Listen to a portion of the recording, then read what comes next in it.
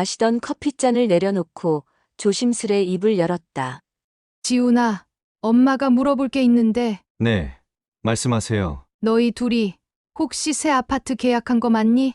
지난번에 내 방에서 계약서를 봤어. 지훈이의 얼굴이 창백해졌다. 커피잔을 테이블에 내려놓는 손이 살짝 떨렸다. 엄마, 그게 사실대로 말해도 돼. 엄마는 괜찮아. 지훈이는 한숨을 내쉬더니 고개를 끄덕였다. 네, 맞아요. 3개월 후에 이사할 예정이에요. 다음 주 금요일에 말씀드리려고 했는데 그래, 그런 것 같아서 내가 미리 물어보는 거야. 왜 진작 말하지 않았니? 엄마가 서운해하실까봐. 그래도 이렇게 중요한 결정을 엄마한테 비밀로 했다는 게 더 서운하구나. 지훈이는 고개를 숙인 채 말이 없었다. 긴 침묵이 흘렀다. 엄마는 내가 다시 입을 열었다. 너희가 새 출발을 하는 건 이해해. 젊은 부부니까 그럴 수 있지. 다만 솔직하게 말해주지 않은 것이 아쉬울 뿐이야. 더구나 이사가 3개월 후라니 더 놀랍구나. 지훈이가 고개를 들어 나를 바라보았다. 그의 눈에는 복잡한 감정이 서려 있었다. 사실은 그게 다가 아니에요. 무슨 뜻이니? 지훈이는 잠시 머뭇거리더니 결심한 듯 입을 열었다. 어머니가 있으면 시엄마가 편하지 않대요. 음식을 같이 먹는 것도 불편하대요. 음식을 먹어도 소화가 안 된대요. 어머니와 한 공간에 있는 것도 힘들대요. 그 말이 너무 충격적이었다. 가슴을 찔려 숨이 안 쉬어졌다. 마치 날카로운 칼날이 심장을 꿰뚫는 것 같았다. 며느리가 그렇게 말했니? 직접적으로 그렇게 말한 건 아니지만 제가 느끼기에는 그래요. 어머니가 계시면 늘 긴장하고 집에 오는 것도 꺼려해요. 그래서 제가 마음 달래주려고 금요일마다 외식하게 된 거고. 내가 외면당한 이유는 그냥 존재 자체가 불편해서였다. 그 사실이 얼마나 가슴 아픈지 나도 몰랐다. 눈물도 나오지 않았다. 그래서 6년 동안 다 부려먹었고 이제는 필요 없어졌으니 내 집에서 나가라? 그거구나. 그 말이 너무 차갑고 명확해서 오히려 마음이 얼어붙는 느낌이었다. 그럼 솔직히 그렇게 말하지 그랬니? 엄마 보기 싫고 불편하고 엄마 때문에 집에 들어오기 싫으니까 엄마가 집에서 나가라고 뭘 돌리고 돌려서 다음 주 금요일 날 대단하게 생각해 주는 것처럼 맛있는 것 먹으러 가자고 했니? 내 목소리는 담담했다. 엄마, 정말 죄송해요. 저도 중간에서 어떻게 해야 할지. 괜찮아. 이해해. 일어나 내 방으로 들어갔다. 문을 닫고 침대에 앉았다. 이상하게도 눈물이 나지 않았다. 너무 충격적이라 멍하니 앉아서 감정 자체가 마비된 듯 했다. 한참을 그렇게 앉아 있는데 노크 소리가 들렸다. 문을 열자 며느리가 서 있었다. 그녀의 얼굴은 창백했고 눈은 붉어져 있었다. 어머님, 그녀가 떨리는 목소리로 말했다. 지훈이 오빠가 말한 거. 제가 그런 뜻으로 한 말이 아니에요. 괜찮아. 수민아 이해해. 아니에요. 어머님, 제가 정말 불편해한 건 그녀의 말을 끊었다. 수민아, 정말 괜찮아. 너희 젊은 부부가 더구나 요즘 시대의 시어머니와 사는 게 불편한 건 당연한 거야. 하지만 어머님, 더 이상 이야기하지 않아도 돼. 나는 괜찮으니까. 며느리는 말을 더 잇지 못하고 눈물을 글썽였다. 저녁 7시 나는 평소처럼 식탁에 두 손주들 밥 따로 차려놓고 세 사람 몫의 밥과 반찬을 차렸다. 된장찌개는 끓인 지 1시간이 지나 식었지만 아직 데우지는 않았다. 아들 지훈이와 며느리가 잠깐 들어왔다가 나갔다. 유리창에 비친 내 얼굴이 서글퍼 보였다. 69세 남편을 일찍 여의고 아들 결혼시켜서 아들 며느리와 함께 사는 평범한 할머니다. 그저 한 집에 살며 가족의 온기를 나누는 것이 소원이었을 뿐인데 언제부터인가 금요일만 되면 텅 빈 집에 손자들과 나만 남겨진다. 엄마, 오늘은 늦어요. 저녁 먹고 들어갈 거예요. 매주 금요일마다 오는 지훈이의 문자. 어제까지만 해도 퇴근하자마자 곧장 집으로 들어오던 아들이 금요일만 되면 마치 다른 사람처럼 변한다. 며느리도 마찬가지다. 처음에는 당연히 회식인 줄 알았다. 직장인들에게 금요일 저녁 회식은 흔한 일이니까. 하지만 둘은 같은 회사에 다니지 않는다. 지훈이는 제조 공장에 다니고 며느리는 작은 회사의 격리 직원이다. 게다가 매주 금요일마다, 그것도 정확히 7시 즈음에 함께 나가는 것이 이상했다. 오늘도 그랬다. 평소엔 6시 반이면 들어오던 둘이 오후 5시에 일찍 들어와 서둘러 샤워를 하고 옷을 갈아입었다. 지훈이는 평소 입지 않던 깔끔한 셔츠에 면바지를, 며느리는 새로 산 듯한 원피스를 입고 화장까지 다시 했다. 할머니 말씀 잘 듣고 있어야 돼, 알았지? 엄마, 우리 나갈게요. 지훈이가 현관에서 인사를 했다. 며느리도 상냥하게 웃으며 어머님, 저녁 드세요라고 말했다. 두 사람은 서로를 바라보며 미소 짓다가 문을 닫았다. 그들에게 아이들은 안중에도 없다. 현관문이 닫히자 집안은 울고 보채는 손주들만 나를 쳐다보고 있다. 텔레비전을 켰지만 시끌벅적한 예능 프로그램도 내 마음의 허전함을 채워주지 못했다. 유독 금요일만 되면 달라지는 두 사람. 무슨 비밀이 있는 걸까? 분명 뭔가 특별한 일이 있는 게 틀림없다. 결혼 7년 차인 아들 며느리에게 손주들과 나는 외면당하는 느낌이다. 식탁에 놓인 밥과 반찬을 바라보다가 손주들에게 밥을 먹이고 겨우 수저를 들려는데 휴대폰이 울렸다. 가까이 사는 친구다. 친구의 저녁 먹었냐는 물음에 잠시 망설이다 말했다. 애들 먹여놓고 이제 먹으려는데 입맛이 없네. 아들 며느리는 어쩌고? 오늘도 둘이 나갔어. 또 금요일이지? 지난주에도 그랬다며. 친구는 내가 말하지 않은 것까지 알고 있었다. 가끔 내가 전화로 하소연했던 것이다. 괜찮아. 젊은 애들이 데이트도 하고 살아야지. 그렇게 말했지만 마음 한구석이 불편했다. 단순한 데이트라면 왜 매주 같은 요일, 같은 시간에 나가는 걸까? 그것도 뭔가 서두르는 듯한 모습으로. 내가 늙었나 보다 별것도 아닌 것 가지고 내가 너무 예민한 건지도 모른다는 생각이 들었다. 식사를 마치고 설거지를 하고 손주들을 씻겨서 재웠다. 오늘도 매일 똑같은 하루가 이렇게 지나갔구나. 텅 빈 거실에 앉아 텔레비전을 보며 기다렸다. 11시, 12시. 시계 바늘이 돌아갈수록 걱정이 커졌다. 전화를 걸까 망설이다 그냥 두기로 했다. 새벽 1시 현관문이 열리는 소리에 잠에서 깼다. 평소 같으면 조용히 들어왔을 텐데 오늘은 목소리도 들떠있고 웃음소리가 크다. 마치 무슨 좋은 일이라도 있는 것처럼. 진짜 오늘 최고였어. 지훈이의 말에 며느리가 웃으며 대답했다. 맞아. 특히 오늘은 정말. 더 듣지 못했다. 둘이 방문을 닫고 들어갔다. 이불을 끌어당겨 덮었지만 잠이 오지 않았다. 도대체 매주 금요일마다 뭘 하는 걸까? 왜 이렇게 기뻐하는 걸까? 왜 나에게는 말하지 않는 걸까? 머릿속에서 온갖 생각이 떠올랐다. 혹시 둘 다 취미 생활을 시작한 걸까? 댄스 교실이나 요리 수업 같은 거? 아니면 친구들과의 정기적인 모임? 하지만 그런 것이라면 굳이 나에게 비밀로 할 이유가 없을 텐데. 창밖으로 보이는 밤하늘에 별이 드문드문 빛났다. 나도 모르게 한숨이 나왔다. 내일 아침이면 평소처럼 아무 일 없었다는 듯이 식탁에 모여 앉을 것이다. 그리고 또 일주일이 지나 금요일이 되면 나는 또다시 이렇게 손자들과 남겨질 것이다. 머릿속에 의문이 맴돌았다. 도대체 금요일에 무슨 일이 있는 걸까? 금요일 저녁이면 나도 손주들에게서 조금은 자유로워져야 하는데 평일 퇴근해서 아이들을 함께 돌보는 날보다 더 힘들다. 내라 모르겠다. 둘이서 볼 일이 있나 보지. 그래도 얘기를 해주면 덜 섭섭할까? 토요일 아침, 아들 며느리는 점심때나 되어야 일어나는 늦잠 자는 날이다.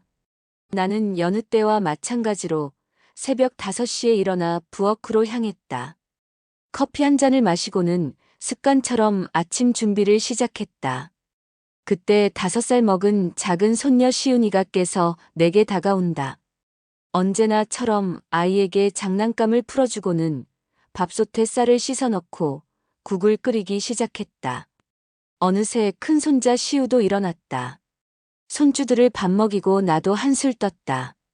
그런데 갑자기 현관문이 열리는 소리가 들렸다.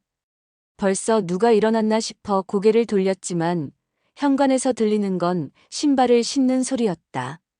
어느새 토요일 아침 10시. 언제 일어났던 거야? 나는 손주들 먹이고 치우고 애들 보느라 정신없을 때 아들 며느리는 준비하고 나간다. 어머님, 저희 잠깐 나갔다 올게요. 아침 드셨어요? 며느리의 목소리였다. 그녀는 항상 이렇게 배려심이 깊다. 적어도 표면적으로는. 응. 먹었어, 너희는? 저희는 밖에서 먹을게요. 금방 올 거예요. 창문으로 내다보니 두 사람이 손을 잡고 걸어가는 모습이 보였다. 다시 냉장고를 열어보았다. 반찬들을 살펴봤다. 시금치 나물, 콩자반, 멸치볶음, 소불고기. 월요일에 함께 만들었던 반찬들이 대부분 그대로였다. 부엌 창가에 서서 세탁기를 돌리기 위해 아들 내외의 방에서 빨랫감을 가져오려던 참이었다. 그러다 문득 의문이 들었다. 도대체 이번 주에 두 사람은 집에서 제대로 식사를 한 적이 있을까? 아침에는 바쁘다며 커피 한 잔으로 때우고 나가고 저녁에는 회사 근처에서 먹고 온다더니 그러고 보니 금요일만이 아니라 이번 주 내내 두 사람은 집에서 거의 식사를 하지 않았다. 빈 식탁을 바라보며 생각에 잠겼다. 혹시 내 음식이 입에 맞지 않아서? 아니면 나와 함께하는 식사가 불편해서? 아니면 그저 바빠서? 참 내가 또 무슨 생각을 하고 있는 거야. 방은 깔끔했다. 아니 너무 깔끔했다. 빨랫감을 모으며 침대 밑을 살펴보았다. 거기서 눈에 띄는 것이 있었다. 작은 여행 가방이었다. 창고에 있어야 할 여행 가방이 침대 밑에 있네. 여행 가방이라. 어디 여행이라도 가려나? 아니면 이사? 그런데 왜 나에게는 말하지 않는 걸까? 가슴이 답답해져 창문을 열었다. 아침의 신선한 공기가 방 안으로 들어왔다. 창밖으로 보이는 동네는 평화로웠다. 사람들은 각자의 일상을 살아가고 있었다. 빨래를 돌리고 거실로 나왔다. 아들 며느리와 함께 살기 시작한 건 6년 전 큰손자가 태어나서부터다. 남편이 떠나고 혼자 살던 내게 아들이 제안했다. 엄마, 우리랑 같이 살자. 며느리도 좋대. 엄마 혼자 있는 거 걱정되니까. 그때는 정말 행복했다. 아침마다 세 사람이 함께 식사하고 저녁에는 각자의 하루를 나누며 웃음꽃을 피웠다. 며느리는 며느리라기보다 딸 같았다.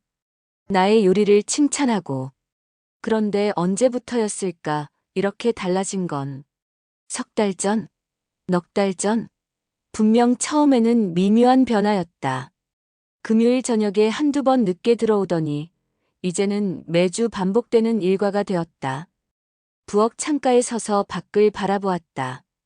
가을이 깊어가는 아파트 화단에는 낙엽이 하나씩 떨어지고 있었다. 오후가 되어서야 아들 내외가 돌아왔다.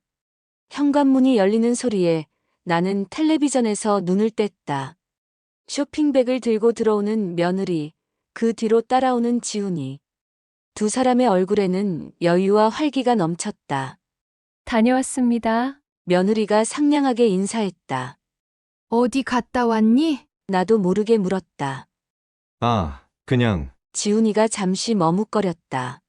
동네 카페에 좀 갔다가 마트에 들렀어요. 그리고 마트 쇼핑백에 왜 옷가게 로고가 있지? 의문이 들었지만 나는 더 묻지 않았다. 요즘 들어 내가 뭐든 물어보면 두 사람은 맞춰놓은 듯 간결하게 대답하고 화제를 바꾸곤 했다. 저녁은 뭐 드실래요, 어머님? 며느리가 냉장고를 열며 물었다. 아무거나 괜찮아.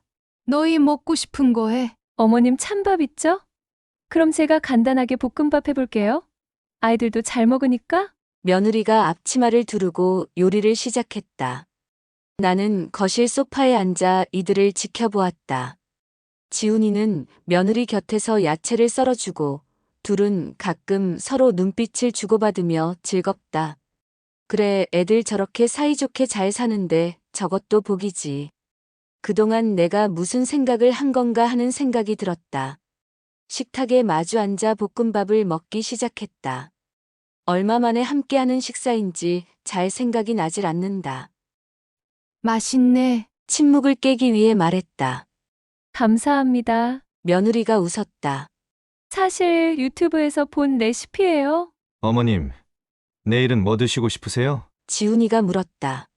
글쎄, 특별히 생각나는 건 없는데 내일 저녁에 저희가 맛있는 거 사올게요. 지훈이가 말했다. 며느리가 얼른 거들었다.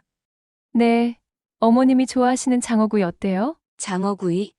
내가 언제 장어구이를 좋아한다고 했지? 오히려 지훈이가 좋아하는 음식인데. 괜찮아.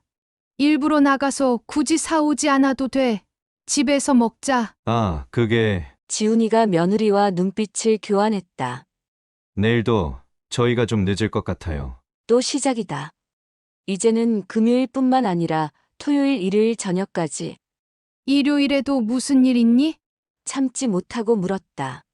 아, 친구들 모임이 있어서요. 지훈이의 말투가 애매했다. 며느리가 얼른 거들었다. 저희 대학 동기 모임이에요. 오랜만에 다 모이게 되어서. 그런데 지훈이와 며느리는 다른 대학을 나왔는데 어떻게 동기 모임에 함께 가지? 목구멍까지 나오는 말을 삼켰다. 모임도 좋고 다 좋은데 엄마 아빠가 애들하고 일주일에 하루라도 놀아줘야지. 너희들 너무 하는 거 아니냐? 그리고 두 사람 다른 학교 다녔잖아. 어떻게 동기 모임을 같이 가? 잠시 침묵이 흘렀다. 지훈이가 머뭇거리며 대답했다. 아, 그게 아니고 동기 모임에 부부 동반해서 저도 같이 가는 거예요. 며느리가 급하게 거들었다. 네. 제 친구들이 지훈이도 같이 오라고 해서요. 더 캐묻지 않았다. 어차피 진실을 말해주지 않을 테니까. 식사가 끝나고 나는 설거지를 하는데 지훈이가 다가왔다. 엄마, 혹시 내일 저녁에 불편하시면 말씀해 주세요. 엄마는 입맛이 까다로우셔서 저희가 사오는 음식이 안 맞을까봐 그래요. 입맛이 까다롭다고. 내가 언제 음식 투정을 했지? 나는 가리는 음식 별로 없어. 요즘 젊은 사람들 음식도 다 좋아하고 그런데 뒤에 있던 며느리가 거들었다. 어머님은 요즘 허리도 안 좋으시잖아요. 내 허리가 언제 안 좋았지? 요즘 허리 아파도 아들 며느리한테 말할 새가 없었는데 혼자서만 아픈 걸 견디고 있었는데 이상했다. 그래서 내일 저녁 식사하고 내 허리는 무슨 상관일까? 걱정 마. 난 괜찮으니까 신경 쓰지 마라. 짧게 대답했다. 침실로 들어와 문을 닫았다. 창밖으로 저녁 노을이 물들고 있었다. 어머님은 입맛이 까다로우셔서요.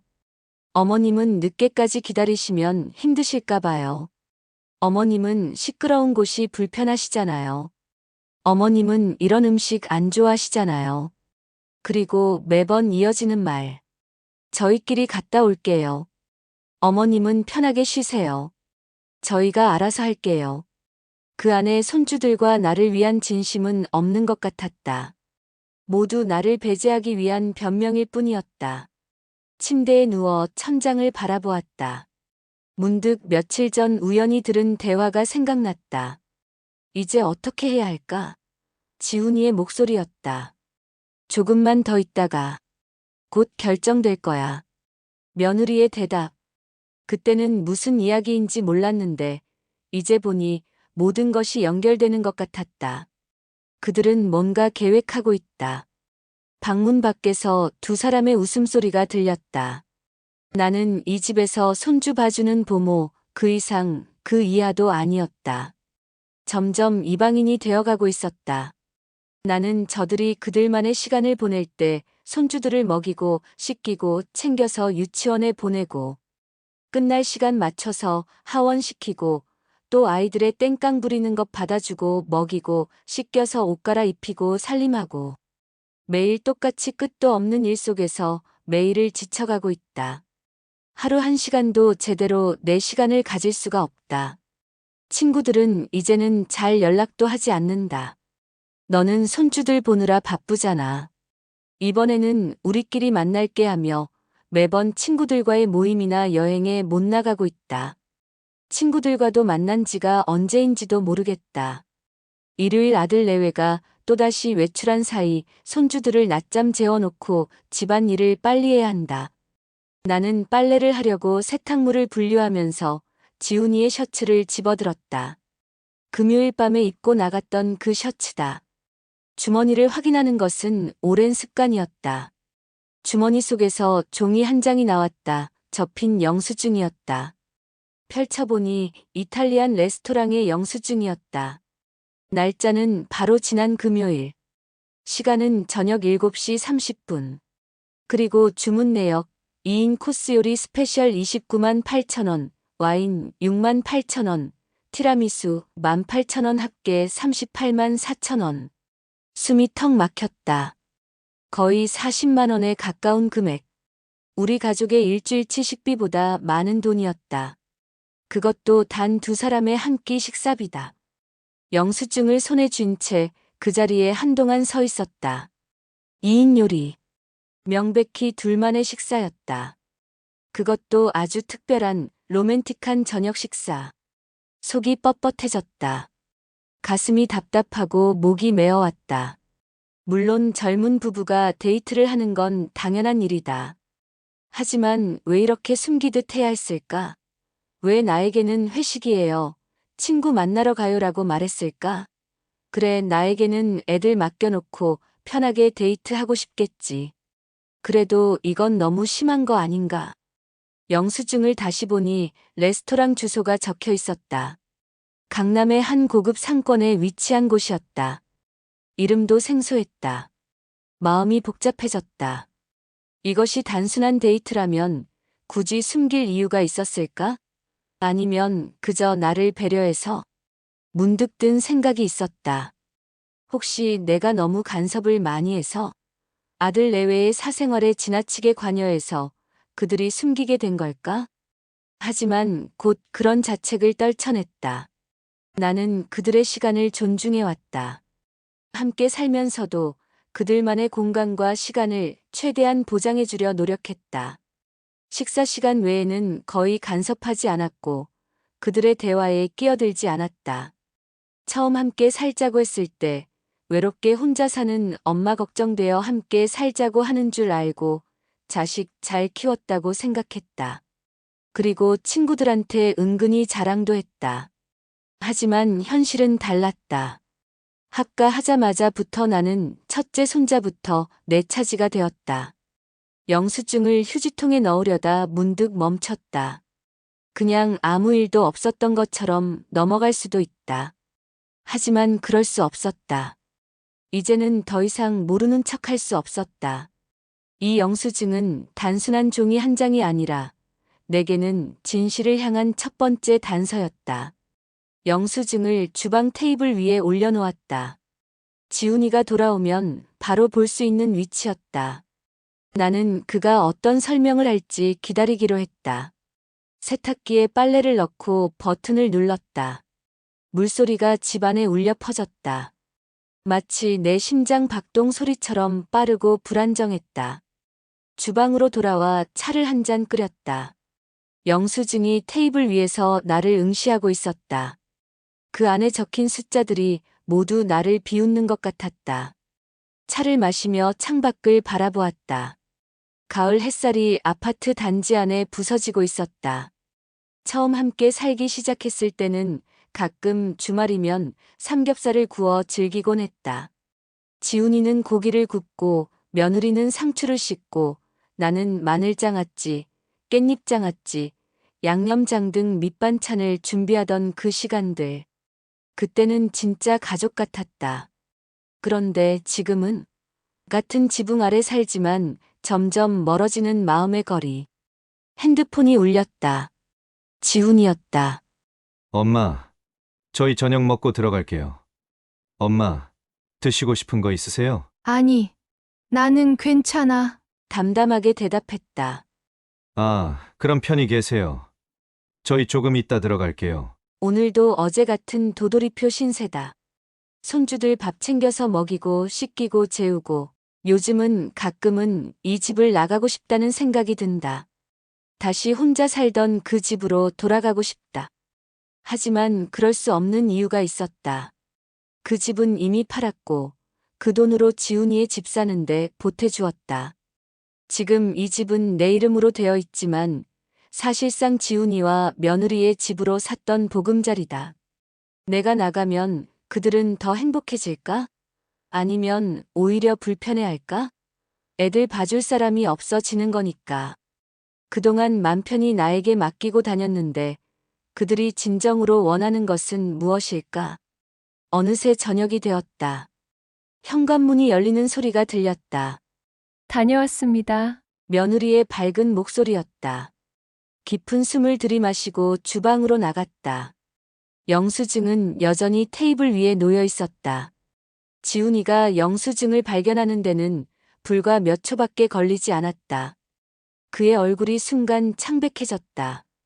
엄마, 이거, 빨래하다가 주머니에서 나왔어. 담담하게 말했다. 지훈이와 며느리가 서로를 바라보았다. 눈빛만으로 대화를 나누는 듯 했다. 저희가 설명해 드릴게요, 어머님. 며느리가 조심스럽게 말을 꺼냈다. 나는 그들의 설명을 듣기 위해 의자에 앉았다. 하지만 내 마음은 이미 딱딱하게 굳어 있었다. 저희가 금요일마다 데이트하는 건 사실이에요. 지훈이가 조심스럽게 말을 꺼냈다. 처음부터 그렇게 말하면 될 것을 왜 회식이니 친구 모임이니 거짓말을 했니? 내 목소리는 담담했지만 마음속은 이미 상처로 가득했다. 어머님께 부담드리고 싶지 않았어요. 며느리가 작은 목소리로 말했다. 어머님이 애들 돌보시고 혼자 식사하시는 걸 알면서 말씀드리고는 저희가 마음 편히 외식하기 어려울 것 같아서요. 그 말이 오히려 더 상처가 되었다. 젊은 부부의 데이트를 방해하는 귀찮은 시어머니. 그게 내 모습이었던 걸까? 그렇구나. 나는 짧게 대답했다. 앞으로는 거짓말하지 마라. 데이트하고 싶으면 솔직하게 말하고 나가. 지훈이가 미안한 표정으로 고개를 끄덕였다. 정말 죄송해요. 엄마, 그날 밤 이후 집안 분위기는 더욱 어색해졌다. 모두가 진실을 알게 된 상황에서도 오히려 더 멀어지는 느낌이었다. 특히 며느리의 태도가 눈에 띄게 달라졌다. 이제는 내 눈을 마주치지도 않았다. 월요일 아침 함께 식탁에 앉았다. 평소 같으면 수다스럽게 주말 이야기를 나누었을 텐데 오늘은 숟가락 부딪히는 소리만 가득했다. 잘 먹었어요. 며느리가 먼저 자리에서 일어났다. 저 출근 준비할게요. 손녀 시윤이가 다가와 엄마한테 매달리자 며느리는 엄마 바빠하며 냉정하게 아이의 손을 뿌리치고 욕실로 들어간다. 그 모습을 보자 단전 밑에 있는 화가 치미는 걸 꾹 눌러 참았다. 이런 경우가 한두 번이 아니다. 사이 좋을 때는 그래도 한번 안아주지 그러니.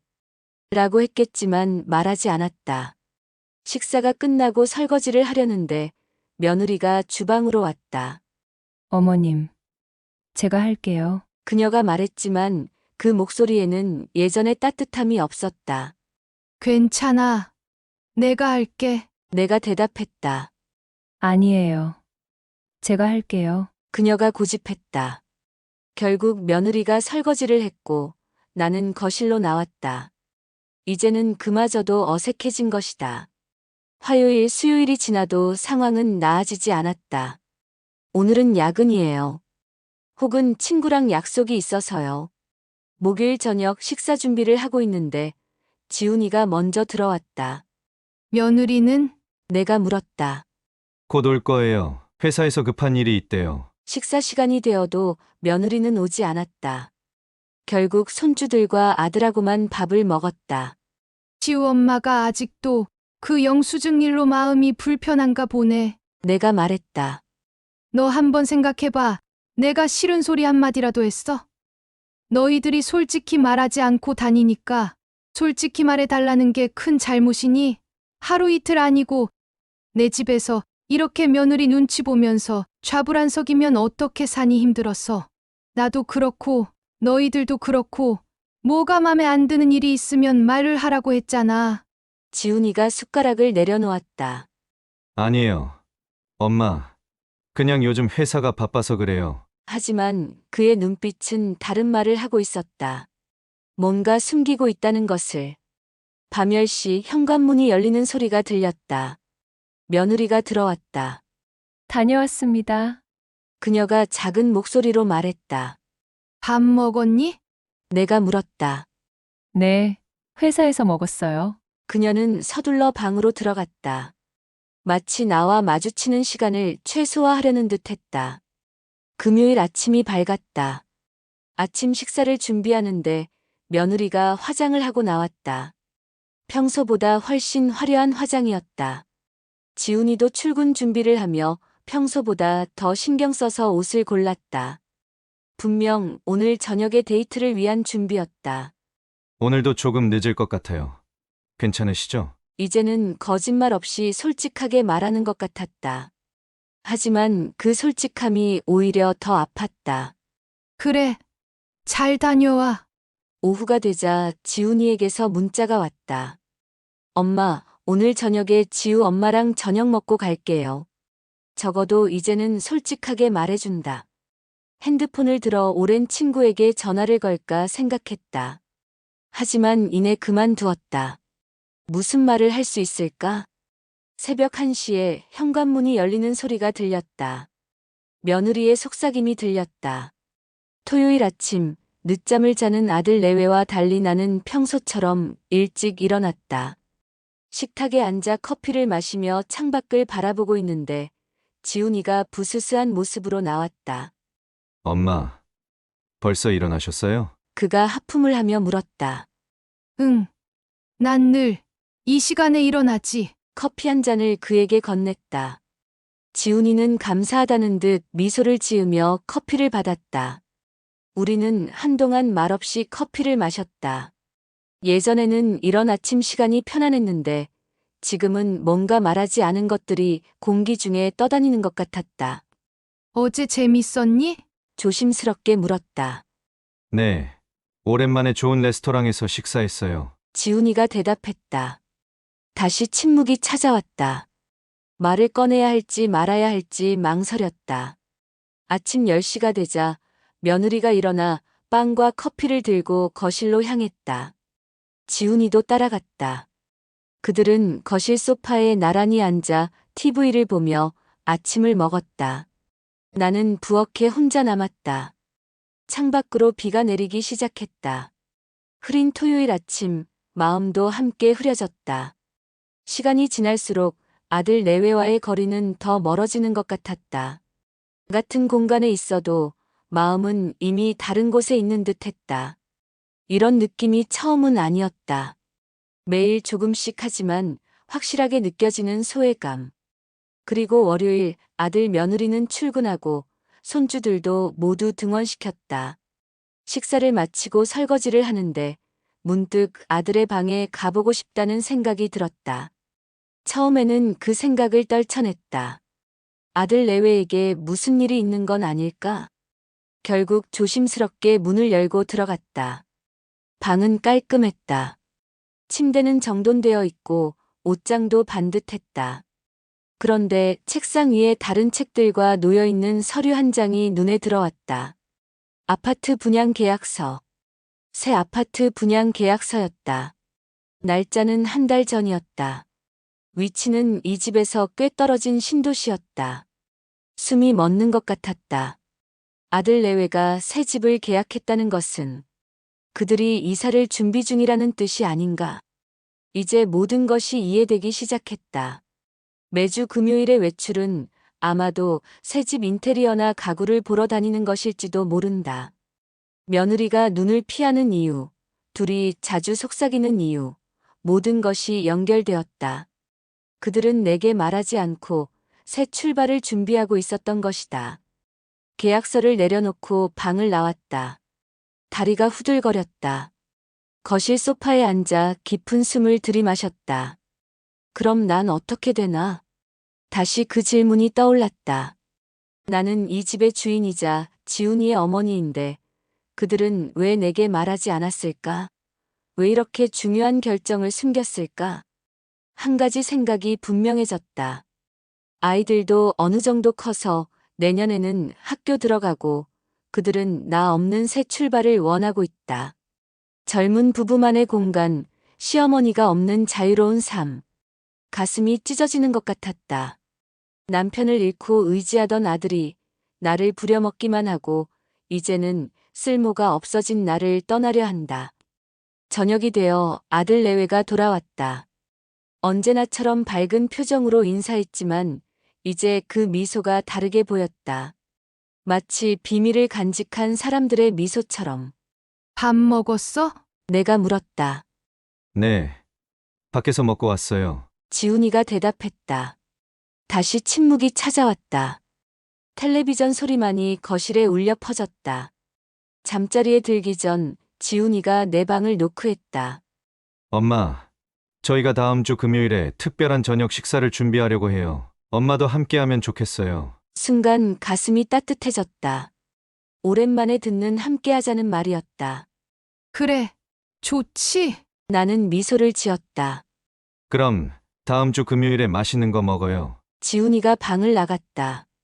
문이 닫히고 다시 혼자가 되었다. 침대에 누워 천장을 바라보았다. 다음 주 금요일에 저녁 식사. 특별한 자리라고 했다.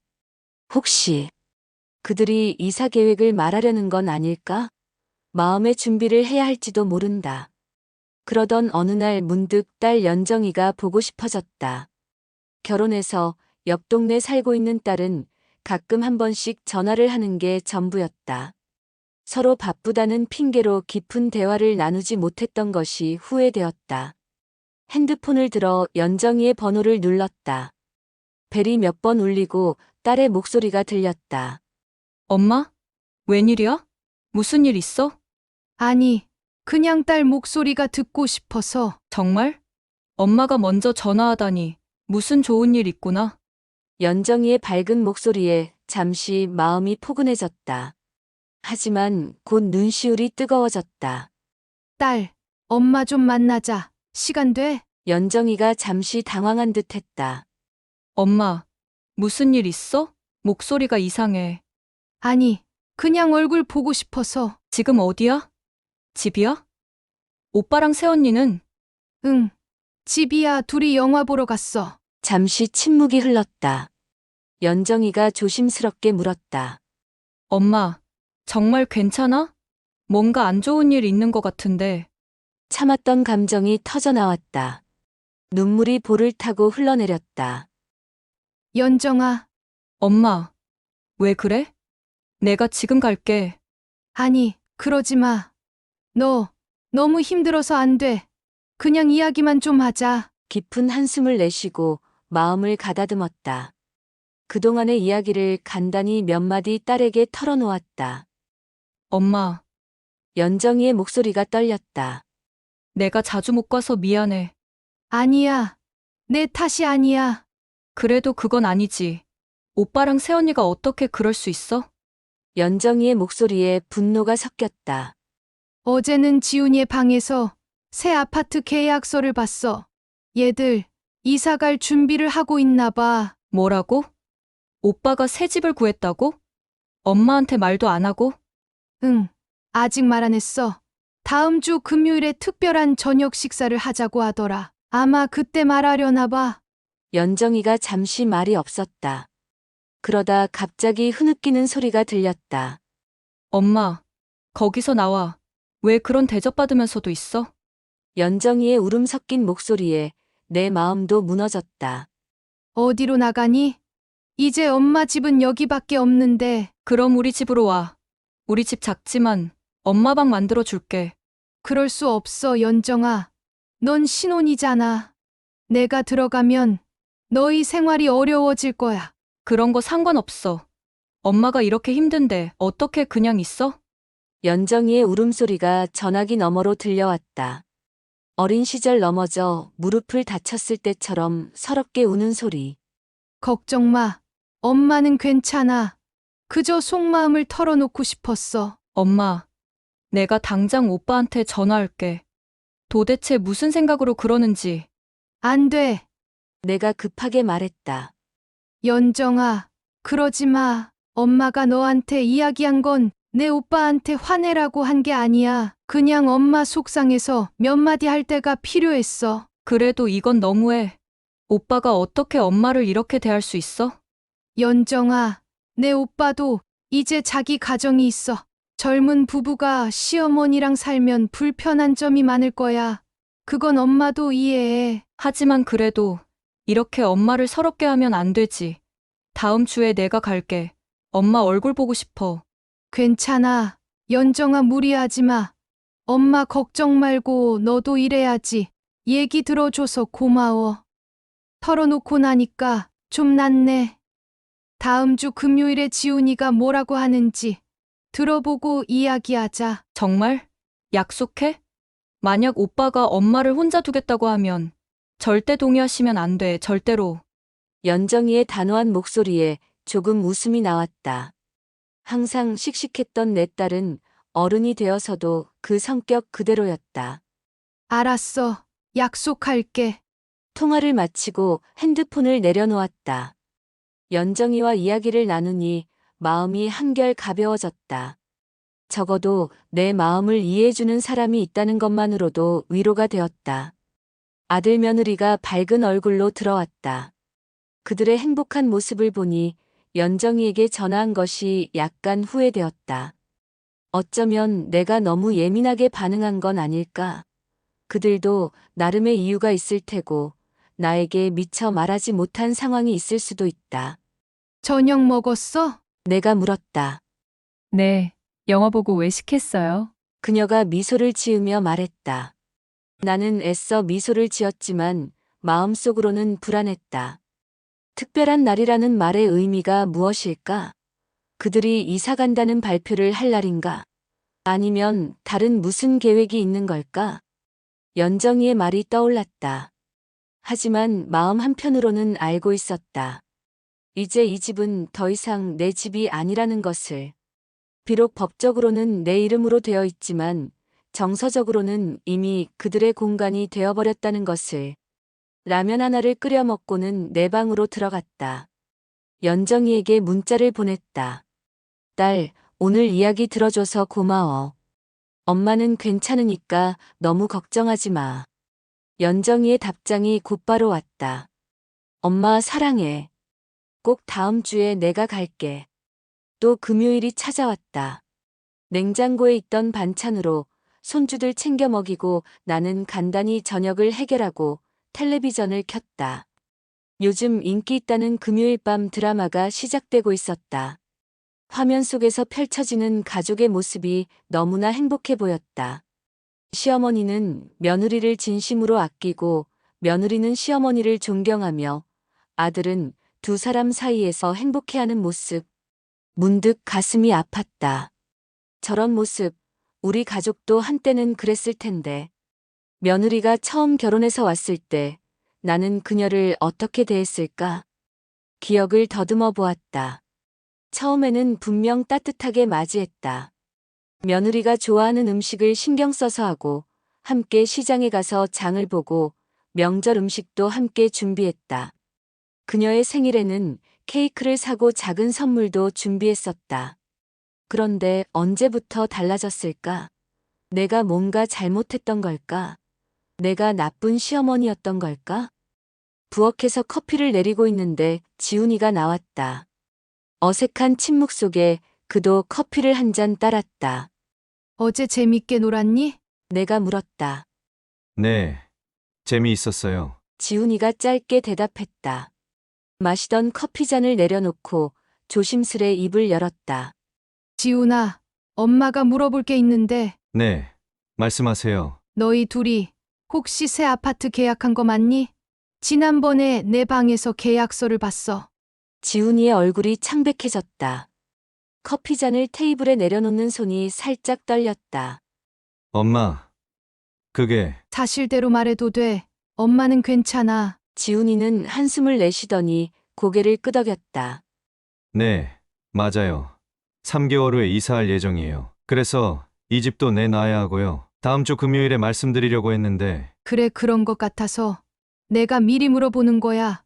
왜 진작 말하지 않았니? 엄마가 서운해하실까봐. 그래도 이렇게 중요한 결정을 엄마한테 비밀로 했다는 게 더 서운하구나. 지훈이는 고개를 숙인 채 말이 없었다. 긴 침묵이 흘렀다. 엄마는 내가 다시 입을 열었다. 너희가 새 출발을 하는 건 이해해. 젊은 부부니까 그럴 수 있지. 다만 솔직하게 말해주지 않은 것이 아쉬울 뿐이야.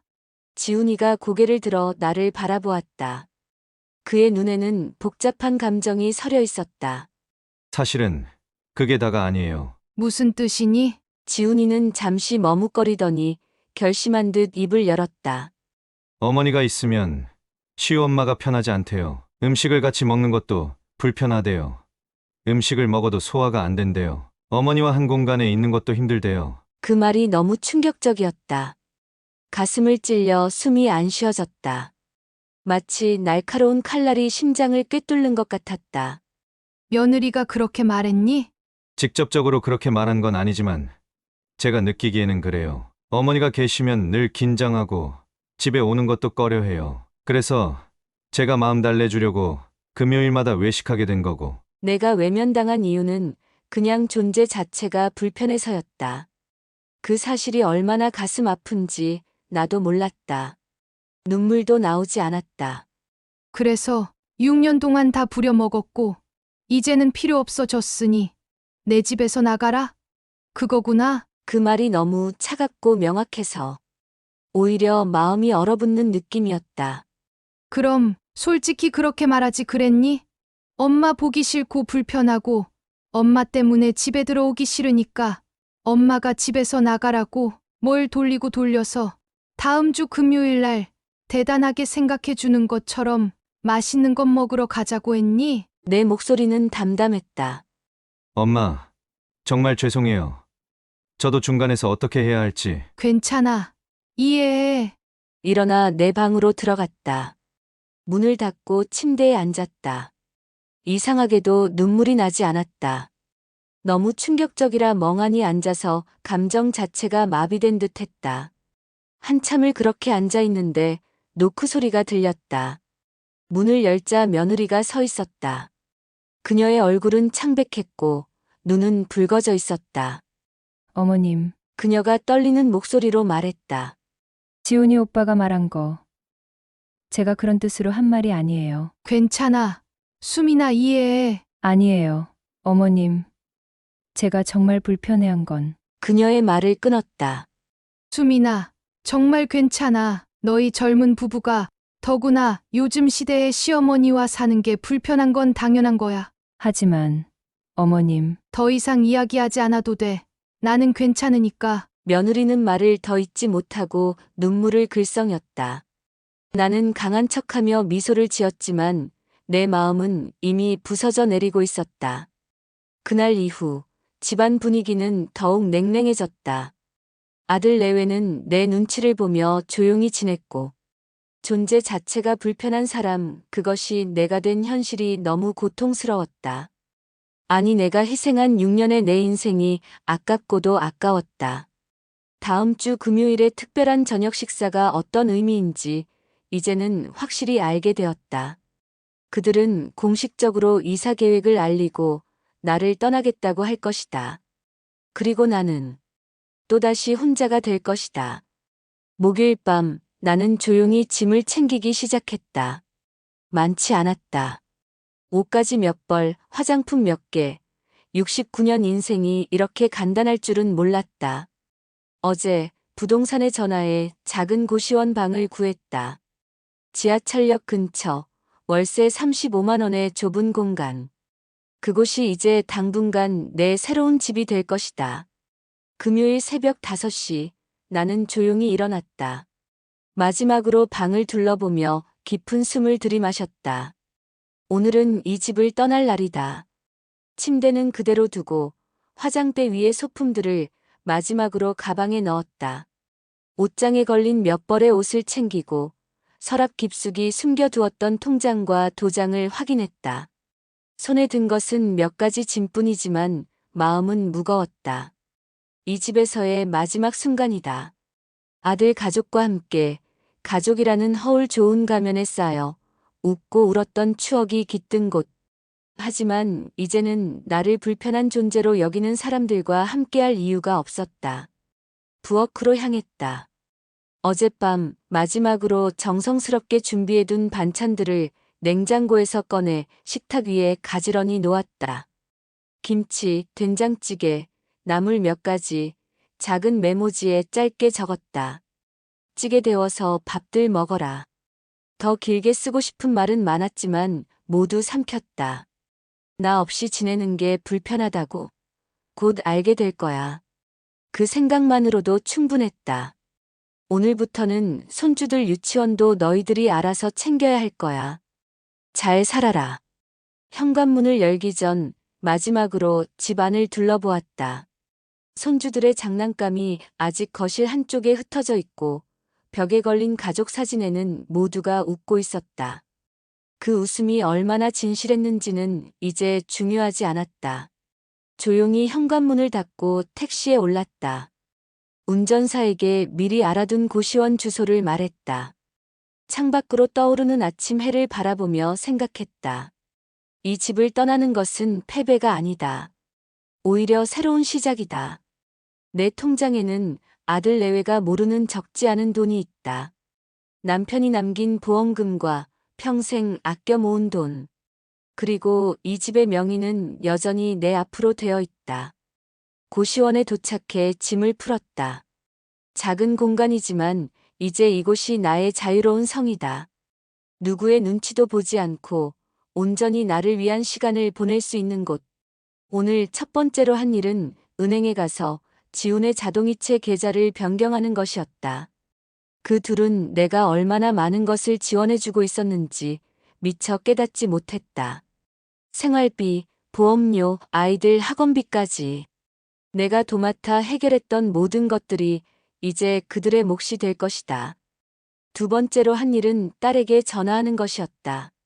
내 딸은 엄마의 계획을 듣고 눈물을 쏟았지만 나를 이해해 주었다. 그리고 지훈이 너에게 찾아오면 절대 나의 거취를 알려주지 말라고 당부했다. 출근 시간이 가까워오자 내 휴대폰에 지훈의 부재중 전화가 여러 통 쌓이기 시작했다. 나는 받지 않았다. 그리고 문자도 여러 통이 왔다. 엄마, 어디 계세요? 갑자기 왜 이러세요? 답장을 보내지 않았다. 아마 지훈이는 내 방을 발견하고 당황했을 것이다. 식탁 위의 반찬들과 짧은 메모를 보며 어떤 생각을 할까? 어쩜 드디어 해방됐다며 시원섭섭할지도 모르겠다. 저녁 딸에게서 전화가 왔다. 엄마, 오빠가 날 찾아왔어. 엄마가 어디 있는지 미치겠다고 난리야. 내 오빠에게 뭐라고 했니? 엄마가 시킨 대로 말했지. 나도 엄마한테 전화해도 안 받는다고. 엄마한테 무슨 짓을 한 거냐고. 엄마가 갑자기 왜 그러는 거냐고.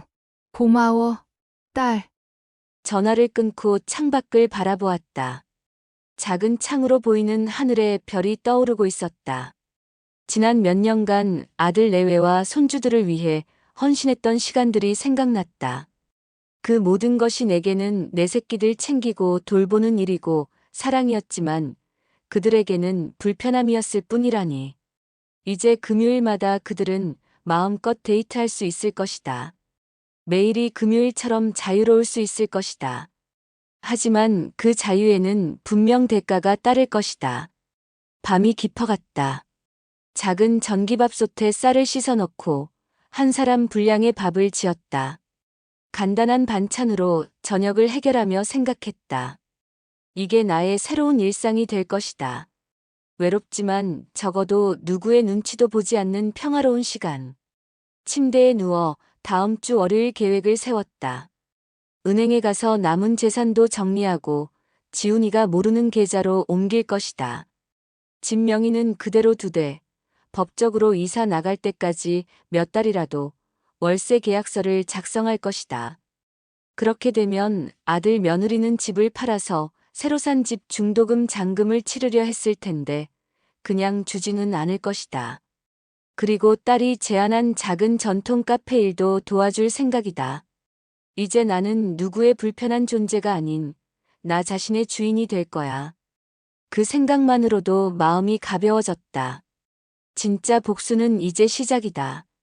그들이 나를 얼마나 필요로 했는지, 내가 얼마나 중요한 존재였는지 곧 깨닫게 될 테니까.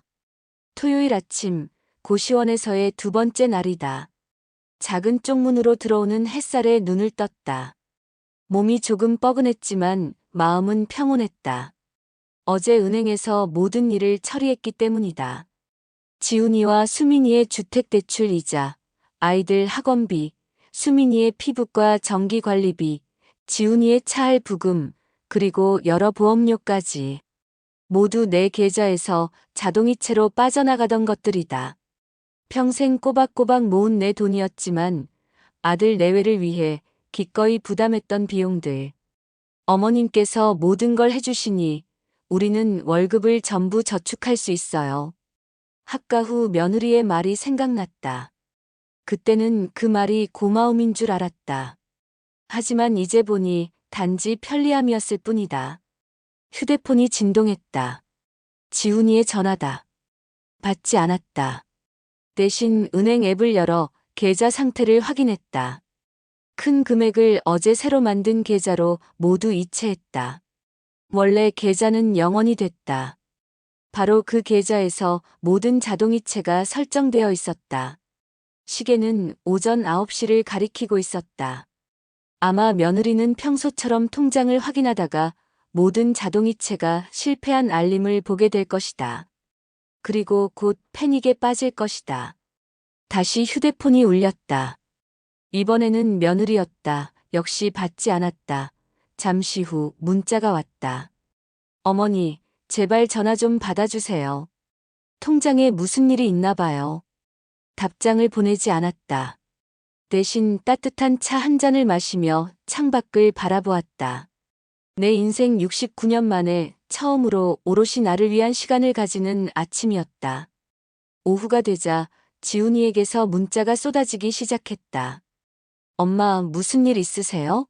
제발 연락 주세요. 엄마, 통장이 다 비어 있어요. 어떻게 된 거예요? 제발 전화 좀 받아주세요. 걱정돼요. 마지막으로 한 통의 문자를 보내기로 했다. 불편하고 힘들게 하는 사람 없으니 너희들 앞으로는 행복할 일만 남았구나. 부디 행복해라. 보내고 나서 휴대폰을 무음으로 바꿨다. 이제 더 이상의 연락은 필요 없었다. 7년 전 지훈이가 결혼할 때 내가 얼마나 많은 것을 준비해 주었는지 그들은 기억하고 있을까? 신혼집의 반을 내가 마련했고 학가하면서 내 집 팔아서 나머지 반을 더 갚았고 내 명의로 해서 대출금도 지금까지 갚았다. 가구와 가전제품 모두 내가 사주었다. 심지어 결혼 후에도 생활비 대부분을 내가 부담했다. 그들이 하루라도 빨리 돈 모아서 편하게 자신들의 미래를 준비할 수 있도록. 하지만 그 배려가 당연해지자 내 존재는 불편한 것이 되었다. 문득 손주들 생각이 났다. 시우와 시윤이는 지금 어떻게 지내고 있을까? 할머니가 없어서 혼란스러울까? 하지만 그 아이들도 결국은 익숙해질 것이다. 사람은 불편한 것은 결국 적응하는 법이니까. 오후 늦게 딸에게서 전화가 왔다. 엄마, 오빠가 완전 패닉이야. 통장에 돈이 하나도 없대. 그래. 그동안 돈 벌어서 다 모았을 거 아냐? 뭐가 문제야? 엄마, 진짜 무서워. 오빠가 이렇게 당황하는 걸 처음 봐. 평생 편하게만 살던 사람이 처음으로 현실을 맞닥뜨린 거야. 연정이가 잠시 망설이다 물었다. 근데 정말 괜찮은 거야? 엄마 거기 살만해? 응. 여기 조용하고 좋아. 누구 눈치 볼 필요 없이 내 마음대로 할 수 있어서 행복하다. 그리고 좀 안정되면 근처에다가 작은 집이라도 하나 얻으려고. 전화를 끊고 작은 고시원 방을 둘러보았다. 비록 좁지만 이곳에서는 누구에게도 불편한 존재가 아니다. 그저 나 자신일 뿐. 저녁이 되자 다시 지훈이에게서 전화가 왔다. 이번에는 받아볼까 고민했지만 아직은 아니라고 생각했다. 그들이 좀 더 불편함을 느껴야 했다. 침대에 누워 내일의 계획을 세웠다. 딸내 전통차 카페에 가서 일에 대해 이야기할 예정이다. 69세의 새로운 시작이라니 생각만 해도 설렜다. 휴대폰을 다시 확인하니 지훈이에게서 또 문자가 와 있었다. 엄마, 제발 돌아오세요. 우리가 잘못했어요. 답장을 보내지 않았다. 아직은 아니다. 그들이 진정으로 깨달을 때까지. 몇 년을 내 시간 없이 살림에 아이들 키워주고 돈 대주니까 이제 와서 불편해? 그러면 나는 편하기만 했을까? 창밖으로 어둠이 내려앉고 있었다. 새로운 시작의 첫 주말이 저물고 있었다. 이제 나는 더 이상 누구의 엄마나 시어머니가 아닌 그저 영자로 살아갈 것이다. 고시원에서의 생활이 한 달째 접어들고 추석이 다가왔다. 예년 같으면 내가 가장 바쁜 시간이다. 명절 준비를 위해 장을 보고 제사 음식을 장만하고 손주들 옷을 챙기고 온 가족이 모일 자리를 준비하느라 정신이 없었을 때다. 하지만 올해는 달랐다. 가족 단톡방에는 아무런 메시지도 오가지 않았다. 내가 먼저 메시지를 보내지 않자 아무도 추석 모임에 대해 언급하지 않는 것 같았다. 지훈이가 마침내 조심스럽게 메시지를 보냈다. 추석 모임 어떻게 할까요? 나는 읽고도 답장하지 않았다. 연정이도 마찬가지였다. 며칠 후 연정이에게서 전화가 왔다. 엄마, 오빠한테 전화 왔었어. 추석 어떻게 하냐고. 뭐라고 했니? 내가 오빠한테 확실히 말했어. 엄마 마음 상하게 한 사람이 뭘 더 바라냐고. 고마워, 딸. 올해 추석은 시댁 간다고 했어. 엄마는 어떻게 하실 거야? 나 여기서 편하게 보낼 거야. 친구들이랑 모임 있어. 딸은 안심한 듯 했다. 내가 혼자 쓸쓸하게 명절을 보내지 않는다는 사실에. 실제로 나는 최근 동네 노인정에서 만난 친구들과 작은 모임을 계획하고 있었다. 다들 나처럼 자식에게 상처받았거나 혼자 된 사람들이었다. 이상하게도 그들과 함께할 때면 마음이 편안했다. 추석날 아침, 평소처럼 일어나 간단히 아침을 먹었다. 옛날에는 며칠 전부터 준비해서 이때쯤이면 이미 부엌에서 음식 준비에 바쁘고 온 집안이 명절 음식 냄새로 가득했을 텐데. 휴대폰을 보니 지훈이에게서 문자가 와 있었다. 엄마, 추석 잘 보내세요. 저희도 간단히 차례 지냈습니다. 답장을 보내지 않았다. 대신 오늘 만날 친구들에게 연락했다. 곧 갈게요. 떡 좀 사갈게요. 오후에 친구들과 모여 소박한 명절 음식을 나누어 먹었다. 각자의 사연을 이야기하며 웃고 울었다. 이상하게도 혈연보다 더 따뜻한 느낌이었다. 저녁에 딸에게서 전화가 왔다. 엄마, 오빠네 집에 다녀왔어. 그래. 어땠어? 정말 엉망이야. 차례상도 초라하고 집안 분위기도 어색하고 특히 애들이 계속 할머니는 어디 갔냐고 묻는데 오빠가 대답을 못 하더라고. 내 가슴이 찔렸다. 아무 잘못 없는 아이들이 할머니를 그리워한다고 생각하니 마음이 아팠다. 아이들은 괜찮니? 시우가 할머니가 만든 꿀송편이 없다고 먹고 싶다면서 울었어. 시윤이도 계속 할머니 찾았고.